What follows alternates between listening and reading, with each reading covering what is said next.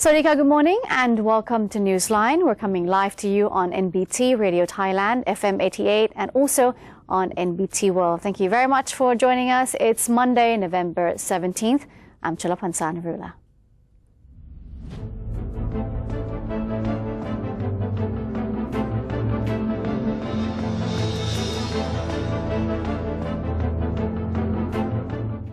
And now on to today's headlines. Prime Minister General Prayut Chan-o-cha is to visit for the first time drought-hit areas in the northeastern region on Wednesday to inspect the official drought handling measures. According to Prime Minister's office spokesperson, Captain Dr. Yongyut Mayalap, the Prime Minister is to visit the provinces of Khon Kaen and Kalasin. The objective of the one-day visit is to inspect the authorities' works regarding the drought handling measures, which include those carried out by the Ministries of Interior, Agriculture and Agricultural Cooperatives, Natural Resources and Environment, as well as the Royal Thai Army. General Prayut will take this opportunity to listen to the locals' complaints, while at the same time explaining the past works of the government and its future projects.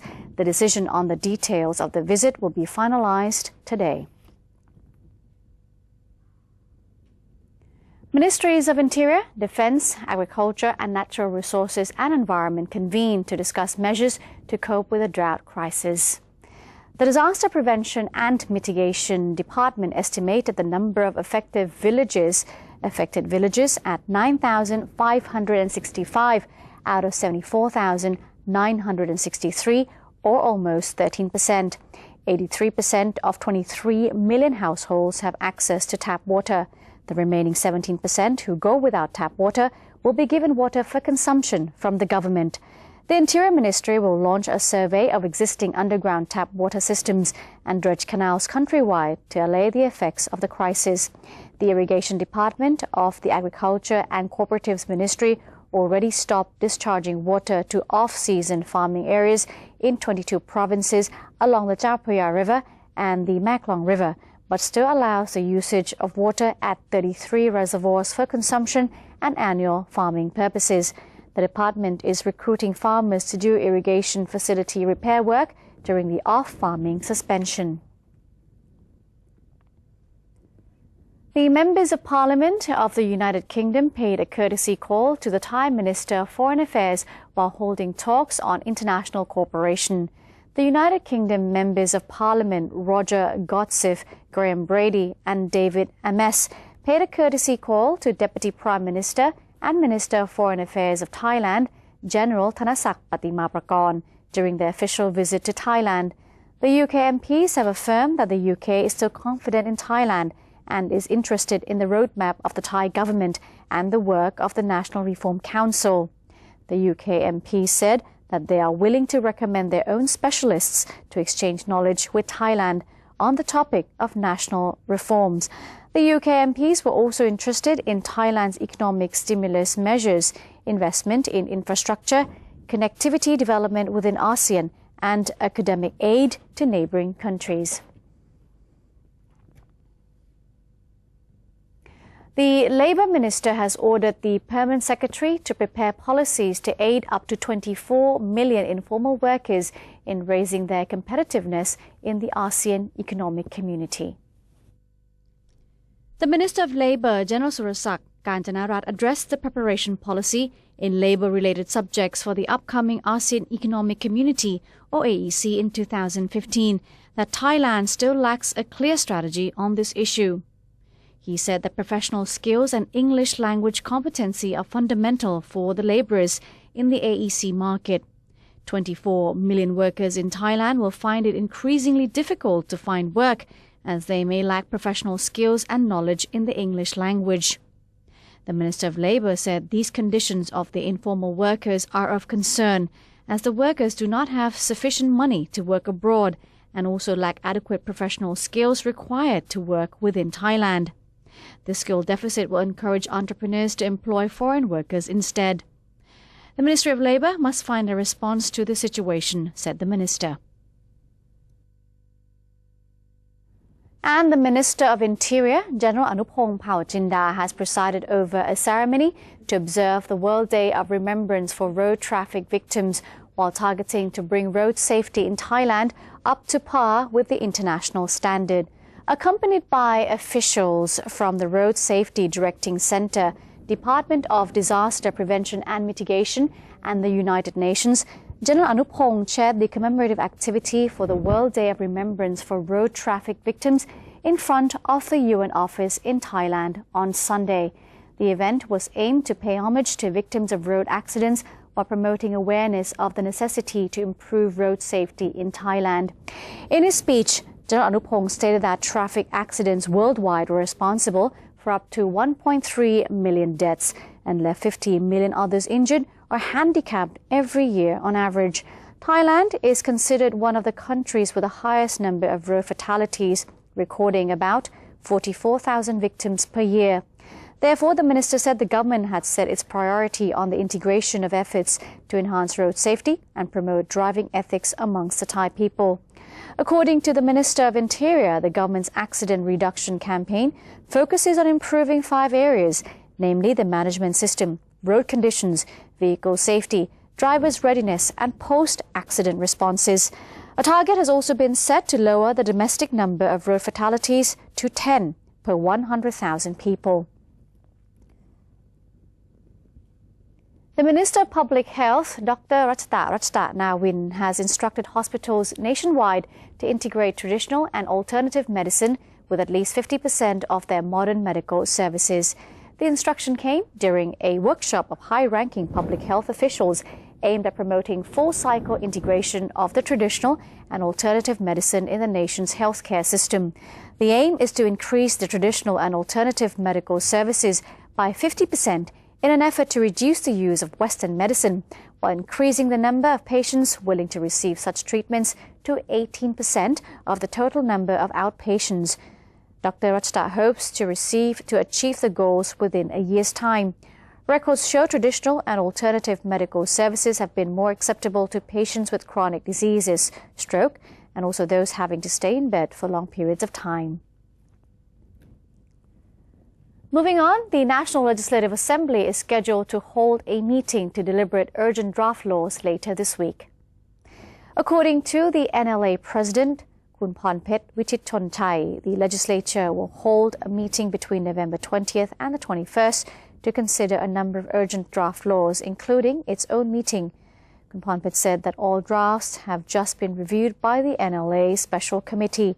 In addition, there will be 12 other drafts to be considered this time, such as the law on ivory trade and the amended law on reserved and protected species.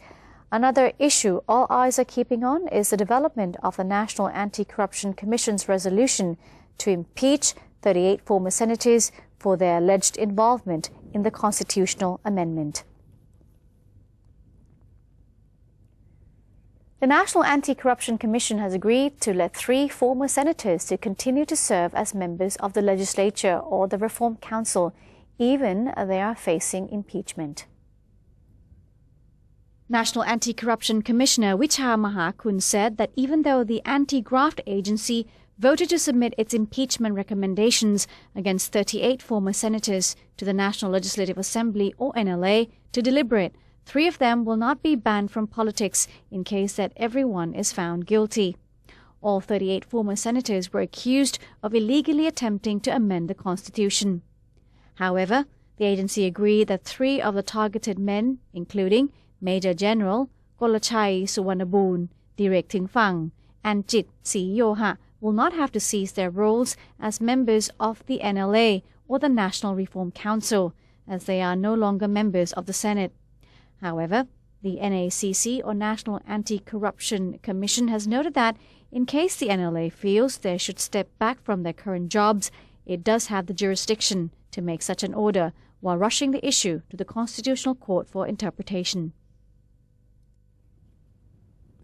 Deputy Permanent Secretary of the Prime Minister's Office, Mr. Jamron Yutitham-Sakun, has revealed that the ministry will station a psychiatrist at every government complaint centre in a bid to handle the stressed-out patients, as the number of such individuals is 70% higher compared to the figure of last year. According to Mr. Jamron, the most common issues made by the complaint makers or made by people are low-income people who have informal debts, and also the fact that there is inequality in the workplace. The majority of them are either members of the general public or civil servants. He also stated that from now on, each complaint center would have at least a psychiatrist stationed at all times to look after those who suffer from stress. Meanwhile, a psychiatrist at the Public Health Center 4, that is in Bangkok's Din Dang district, Kun Yuvadi Krongcheep, has stated that the Bangkok Metropolitan Administration has already stationed a team of psychiatrists, psychiatric nurses, and social welfare workers at the capital's complaint centers. Ms. Yuvadi indicated that about 2 to 3 people with severe mental conditions showed up at the centers weekly, adding that most of these people are psychiatric patients who do not have their medicines. She said that the staff at each center would send those who suffer extreme mental conditions to the hospital. Otherwise, a less severe case would receive basic examination before being allowed to proceed with the complaint procedure. The Engineering Institute of Thailand, under His Majesty the King's Patronage, or EIT, has urged the government to reform the security in the transportation sector, proposing 6 policies for its consideration. Referring to the record compiled over the past 5 years, the EIT pointed out that there were 2,768 accidents at rail track junctions, 2,100 injuries, and 659 deaths, while indicating that last year's road accidents caused 578,490 injuries and 6,834 deaths. The EIT said that the figures signified a serious flaw in the safety measures in Thailand's transportation sector. To remedy the situation, the Institute thus proposed that the government consider implementing 6 measures as follows. All agencies offering public transportation services must plan and implement safety measures in accordance with international standards. Barricades at various intersections must be erected. Sufficient budget should be provided for related units to inspect and ensure road safety. The government should emphasize and promote transportation safety measures and lend its support to researchers and review road safety measures regularly. Finally, the Institute recommended that the government erect visible accident warning signs and increase penalties for those who cause accidents. Bus routes in the Bangkok metropolitan area go to a lot of places to serve the needs of millions of people. The Bangkok Mass Transport Authority, or BMTA, operates more than 13,000 buses at considerable cost and pollution. Electric bus services in big cities may be the way of the future. Kun Panot Sinsap reports. This is the National Science and Technology Development Agency, or NSTDA, home to the Kingdom's Core Research Center, where imaginative scientists come up with future possibilities. Dr. Shina Penchat, head of the Automotive Laboratory, is responsible for electricity bus project. So this is our electric bus prototype developed by Automotive Laboratory from MTech. So I think the main feature is that it's a battery operated electric bus. So it's pure electric. So the bus is about medium size, 8 to 9 meters long, and it's operated by the battery. Now we are using the lead acid. You can see over there that we have the charging station for the bus. The other main features is we have the replaceable mechanism for the bus.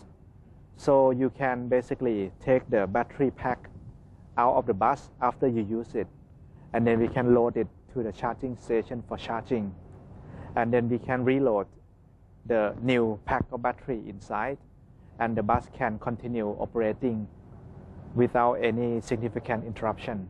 This project started about 5 years ago by NASA. So basically at that time there weren't that many electric vehicles around in Thailand. So NASA initiated this project with a view to gain the knowledge necessary to develop electric vehicle. also to embed the people, the personnel that would be able to do this kind of thing to develop the bus.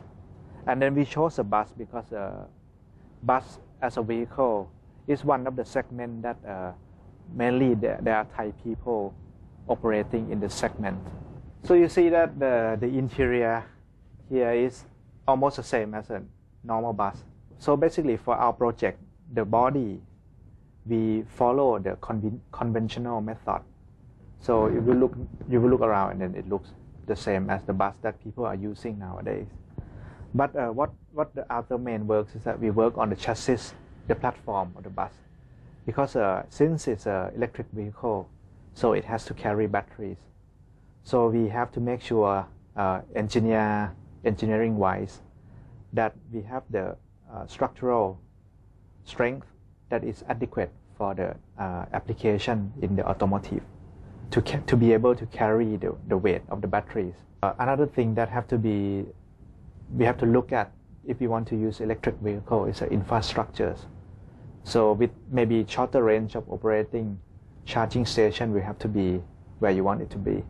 So I think it's planning in very big scale, infrastructure scale. So I think it's going to have to be a joint effort from all the parties involved to make it a success.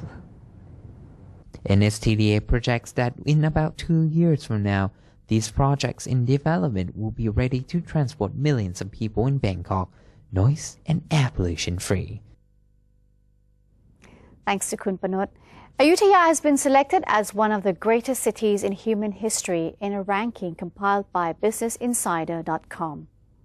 According to the Deputy Governor of Ayutthaya, Kun Wirabut Putraserani, Ayutthaya has been listed as the 13th of 16 greatest cities in human history by BusinessInsider.com.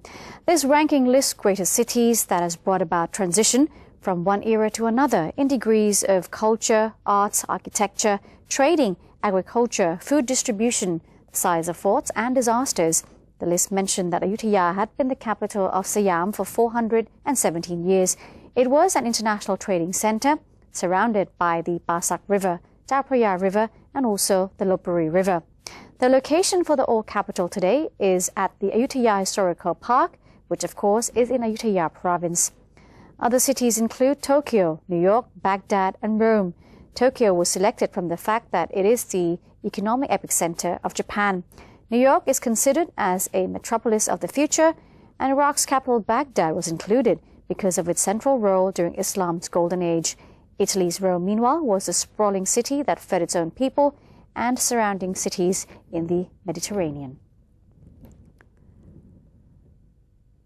Finishing off in Chiang Mai, the Chiang Mai Zoo has added 19 squirrel monkeys to its collection of animals for tourists to marvel at these adorable creatures. Veterinarian Kun Kanjanachai Sanbong, director of the Chiang Rai Zoo, revealed that these monkeys have been transferred from Bangkok's Dusit Zoo to reside in their new home, which is in Chiang Mai. Among the 19 monkeys, 6 of them are male, and the remaining 13 are female. The monkeys have been placed at the monkey exhibit, which is an enclosure featuring trees and waterfalls that mimic the wild habitat that these monkeys reside in. Squirrel monkeys are as small as tamarin monkeys and have a black ring-like coloration on their skin around their mouth area. They also favor living in large groups of 20 to 30 animals to protect themselves from predators. And that's it for the Thailand Moves Forward segment. Before we take a quick break, let's have a look at the exchange rates and commodity prices.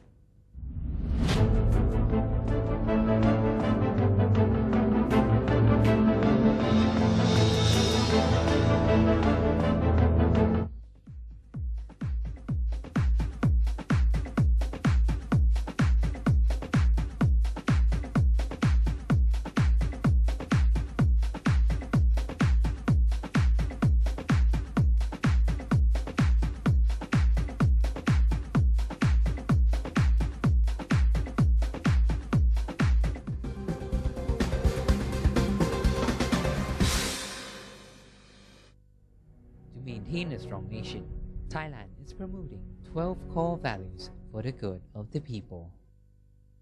The 11th core value: keeping physical and mental strength, unyielding to evil powers or desires, having a sense of shame over guilt and sins in accordance with religious principles.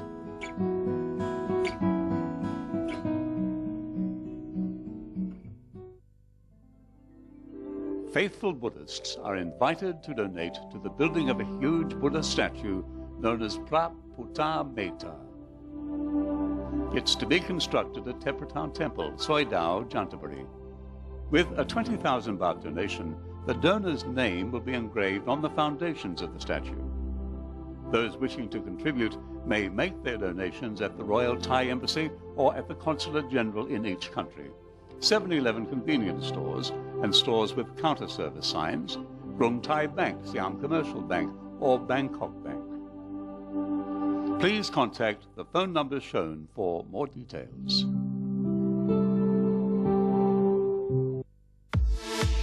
Hit the beach, see local sight, and soak in the spirit of the 4th Asian Beach Games in Phuket. From the 14th to 23rd of November, be a part of this exciting chart scene. Watch and cheer as the region's top athletes battle to be the best in 26 beach sports and help extend true Thai hospitality to the 4th Asian Beach Games. Hosted by the Ministry of Tourism and Sports.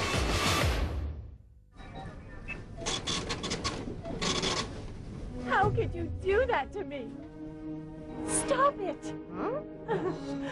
Don't you get it? I don't need you anymore.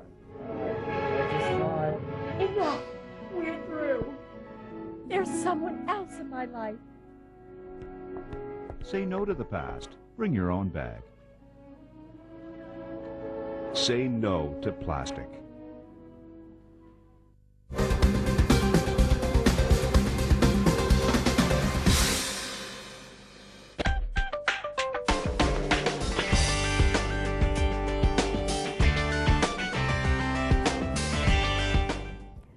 The Group of 20 or G20 summit in Brisbane, East Australia has concluded yesterday after participating nations have showed their support for strong and effective action on climate change, which will benefit the world over, including ASEAN.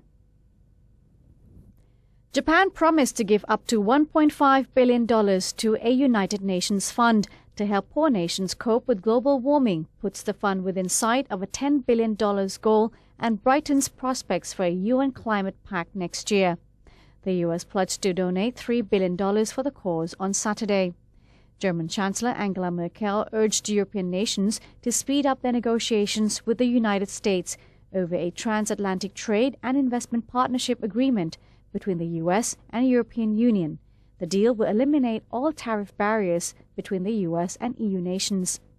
On the same day, Chinese President Xi Jinping met with European Commission President Jean-Claude Juncker on the sidelines of the summit, calling for deepening cooperation between China and the EU.